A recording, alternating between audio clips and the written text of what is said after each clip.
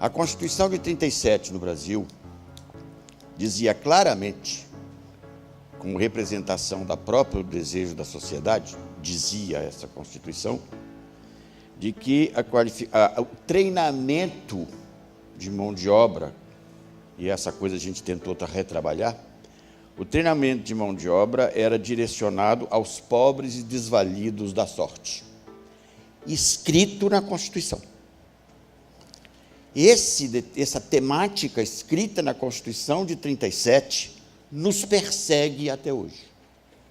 Qualificação profissional, política, trabalho e renda é uma questão econômica, além de ser uma questão só da questão de qualificação do trabalhador, é uma questão econômica. O modelo de trabalho das escolas de educação técnica no Brasil ainda não superaram o que significa o novo quadro da economia globalizada, né?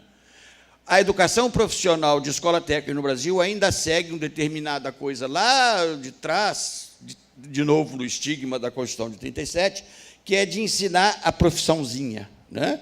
É ensinar a profissãozinha, ficar na profissãozinha e ficar na profissãozinha, esquecendo de que, muitas vezes, o que o mercado hoje busca é criatividade, que a gente só vai caminhar no momento em que a própria política de trabalho e renda, a qualificação profissional e toda essa questão da melhoria da qualidade do trabalho e do trabalhador brasileiro, no momento em que a gente superar determinadas sustentabilidade ou não sustentabilidades de dependência absoluta de uma grande parte da população brasileira ao Estado. Ou seja, através de determinadas situações, não estou criticando o Bolsa Família, que é um negócio importante, mas que complica, do ponto de vista de você não ter determinadas saídas do Bolsa Família, do ponto de vista do que significa alcançar. E, para resumir, também lembrando e um pouco aprofundando aquilo que o Dom Cláudio falou hoje de manhã, nós não resolveremos a questão da qualificação e nem da educação, ficar só no negócio de que tem que aumentar de 10% para 10% o valor do trabalho do dinheiro para a educação. Isso não resolve o problema da educação no Brasil imediatamente. Porque o problema da educação no Brasil é outro.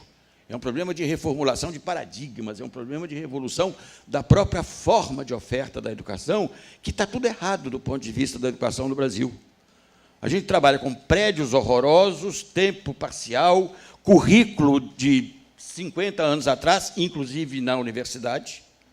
Ou seja, enquanto a gente não entender que política de trabalho e renda, tal como educação, é parte de um problema de competitividade no Brasil, a gente não vai avançar.